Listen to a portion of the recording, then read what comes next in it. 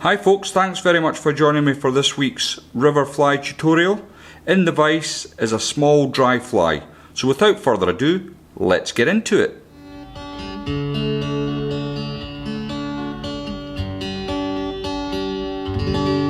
In the vise then is a Hanak H 130 barbless hook. It's at size 14. It's a light wire hook and it's in black nickel. The thread I'm going to be using today is from Semperfli. It's Nano silk in black and it's at 18.0. Now I would normally tie this fly down to size 18, but for the purposes of the video I've chosen to tie it on a 14. But it's much more effective in 18s and 16s. Now as the glory days of May and early June, the big flies start to become less of a factor. You've got to scale down sometimes, and I find this little fly, although it might not look the sexiest of patterns, really does a job for me when the going gets tough. So what I'm going to do is get a bed of thread down, and I'm going to come to the hook point. It's tied quite short, this, and then I'm going to remove my waist. Now where I've got my wax, I can just rub my finger and that'll melt into the thread. Should have done that before I laid a bed on actually. Now the rib I'm using is it's Veniard French, it's number 27. As you can see, it's a silver rib, and I've got a little piece of that picked off already, and I can just catch that in. I'm running it up about halfway up the hook shank, just a couple of turns to secure that into place. And the body of this fly, I'm going to be using some of the Troutstalkers dubbing, and this is the Highland Peat variety. I do like that name, Highland Peat. Must be a Scottish thing. So I'm just going to dub on tiny amount of the dubbing. It's not got to cover much body. In fact, I'm probably going to have to take some of that off, but I'm just going to put that other bit down to the side because I will need that to finish the fly. So I'll just bring my body up,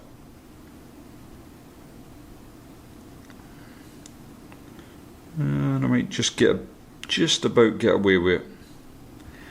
So I've left myself a good 1/8 of an inch at the front of this hook, and obviously the smaller you go, the tougher it is. Next, bring your wire rib up, and you want to have because it's such a small fly, you're only a millimetre or so between your turns, and then bring your thread over to lock that wire rib in place. A couple of turns in front of the wire, keep tension on your thread, you can twist that away.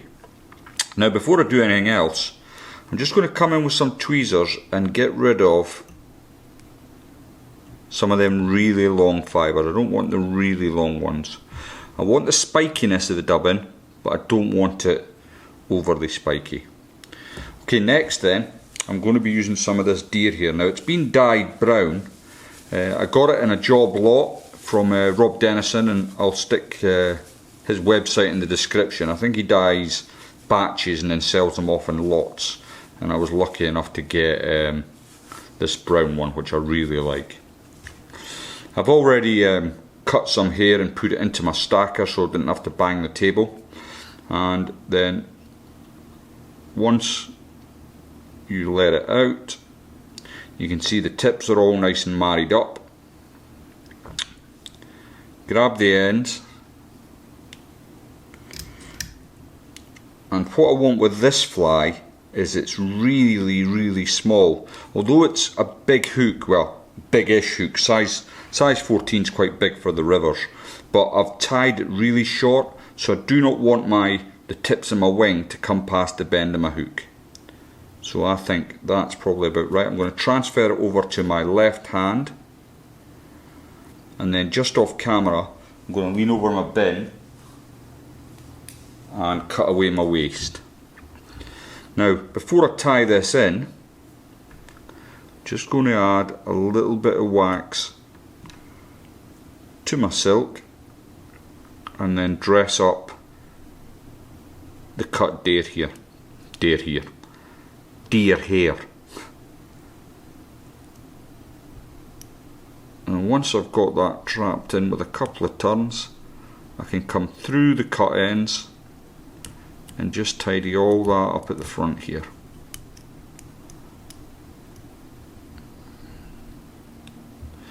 Now as you can see, it's still, despite the size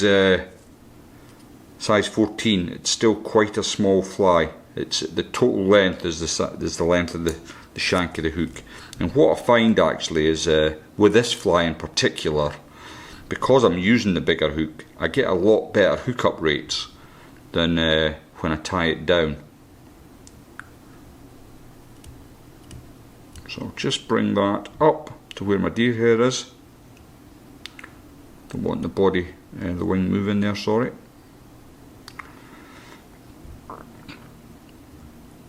And then next, what I want to do is make sure my nano silk untangles.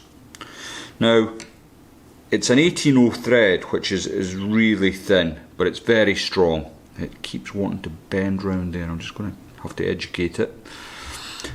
So splitting it can be challenging, so you may have to bear with me. As my old eyes just about got that done. It's not what I'd call an even split, but I've got enough. Now I'm just going to take a tiny little bit of the dark peat, sorry, the Highland peat, catch that in, and then I can spin up my thread.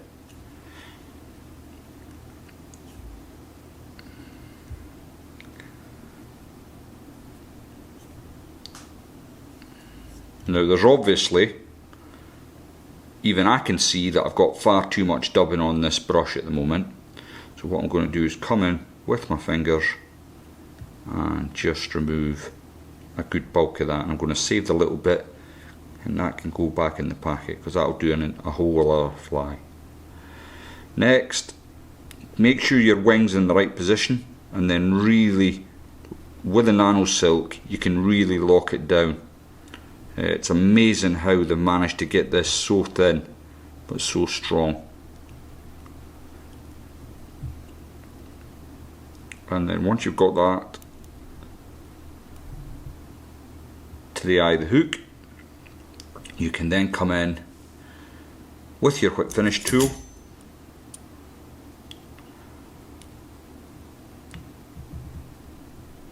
and just finish that off.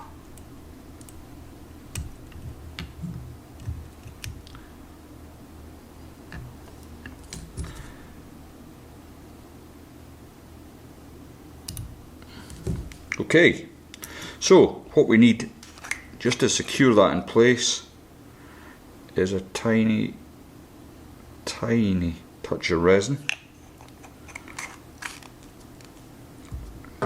Before you cure it, make sure your eye's clear. I've got a little bit of feather that I've found just hanging around my desk. I'm just going to pop that through the eye just to make sure it's resin free. There's nothing worse, especially if you're a short-sighted old git like me, than being on the riverbank and you get a fly out the box and you find that your eye's full of resin. I always berate myself severely when that happens. Okay, that's looking not too bad. Let's just see what it's like on your side. Yeah, not bad. Okay, now one last tip. Before I call the fly finished, with most of my dry flies, not all but most, I either add some floatant, the brush on type, or lately I've been using some of this high and dry from Hunts. Basically, get a tiny little bit onto my finger, give it a little rub to get some heat in it, and then just rub that all into the wing,